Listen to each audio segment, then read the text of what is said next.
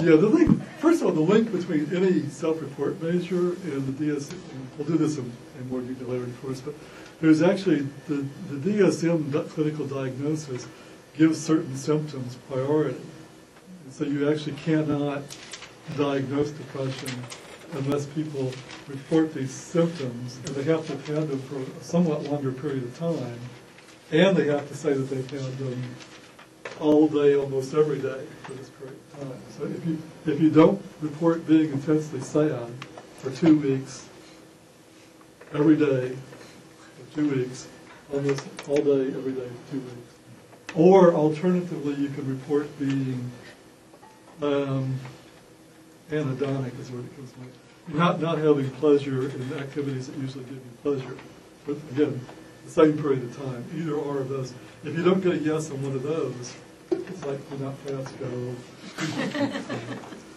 And for several years, I've been trying to find clinically depressed older adults to do some research with. And I was doing some screening with both CSD and trying to do some SKID as a set of questions that are linked to the DSM. And one of the places I went to, St. John of God, a few blocks, of the just very small group of people that I interviewed, I got entirely divergent responses to the CSD and diagnostic interview. The people who got a clinical diagnosis actually scored lower than 16 cut off in the CSD. And the people who scored over 16 on CSD did not get a clinical diagnosis. Very frustrating at the time. So come on, can you throw a few more days in there? You sure you weren't depressed? But don't they usually, when you're looking at measures, usually, like if you look at the Beck Depression Inventory, they say like how sensitive it is when they actually give it to 100 people and then have structured clinical interviews followed up and then see how sensitive it is at detecting. I mean, aren't most well, you have I'm blocking. What's the other thing besides sensitivity? You have sensitivity? Specificity. I originally learned all of this just in terms of false positives and false negatives, and I've never been able to make the epi translation.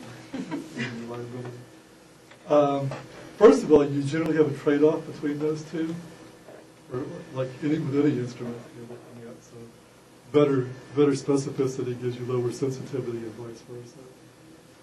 But yeah, you can often find those kind of reports, but you go back to the next point. You have to use the same instrument, and you also have to kind of think about how close that is. And we have a tendency in a lot of the general literature to say, well, people have depressive symptoms because they have a score, or people who score higher than X on this are all clinically depressed. And again, we're also not doing that with the original measure.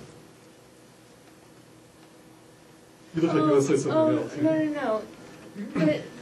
But if it has, I mean, if it is well validated, then you can use those as population estimates of depression. If you give it to a representative sample in the U.S., you can say, well, here's how sensitive and specific this test is, so we estimate the difference between X and X number of people.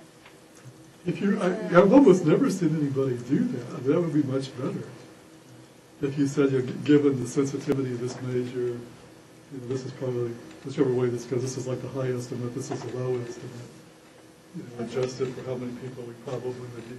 If you just use the cutoff, if you subtracted out the people that you probably would be wrong about, you'd be a little closer to that one. Yeah, it's usually a rank. Yeah. I don't read the high-level epi literature that closely. I don't either. Most of the Gero stuff, I always say just like this is the percentage over the cutoff. These are the clinically depressed. I've never seen people adjust for error rate.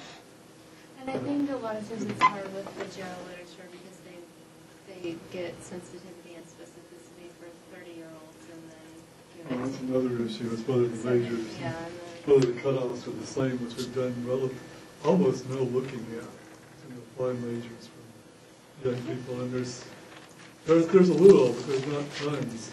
kind of revalidating things with older people. And there is a little bit of, like older men especially, there's one or two studies out that suggest that you should use a much lower cutoff on depression measures with older men. Missing people that would like turn up on a psychiatric inpatient unit with depression will not score over 16.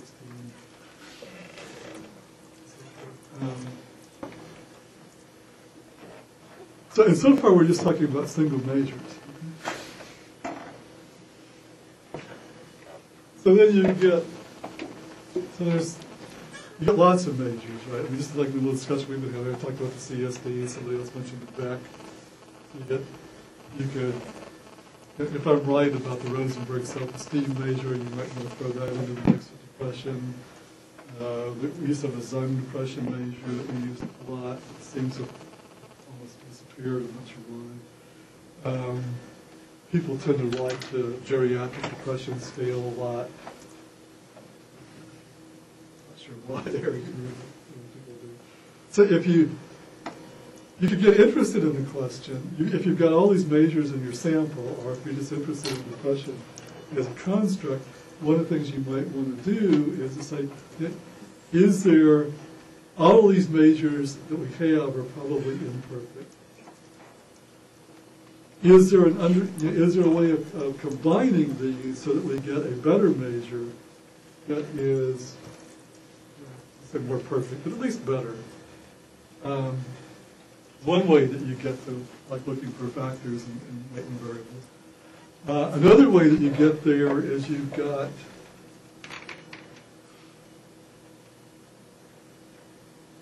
a scale that has lots of little subscales. Like I was mentioning coping a while ago. Most coping measures will have like 10 to 16 coping subscales in the way that the authors originally devised these measures. And I think, well, I'm just not capable of holding 10 subscales in my head at once, thinking about what all these different scores mean. Or for conceptual reasons, I think that there are these other constructs out there that are more interesting, like active coping, avoidant coping, and maybe this acceptance coping, kind of positive, non-active coping kind of thing. How would I get from what I have to there? And so you might either be interested in just reducing the complexity of your data, and or you might be interested in finding what we would call higher order, more abstract kind of constructs in all these individual scales that you have. And so you do factor analysis. And what factor analysis does is it takes, you have all these measures that you want to look at, you calculate all their correlations, you arrange those correlations into a table, because your table is too simple a word, we usually say matrix, correlation matrix.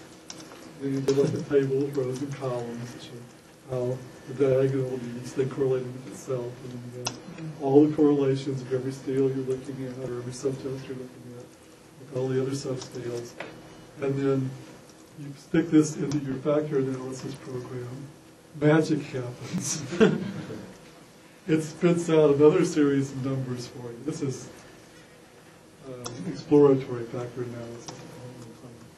It spits out another series of numbers for you that tells you, I did these calculations, and you can explain the pattern of correlations in this table with the following factors. And when part of the printout, one thing that you get from your printout is it tells you how much of the total variance is explained by each factor. People usually have, actually these almost seem to have disappeared in the things I've been reading for the last couple of years. When I was taught this stuff, we used to have some kind of rules of thumb about how little percentage of variance could be explained and you would still be interested in the factor. And it was way higher than the 5% that often seems to be typical in a lot of the literature that we read now. But anyway, there's different ways of deciding where you're going to stop cutting the factors. But you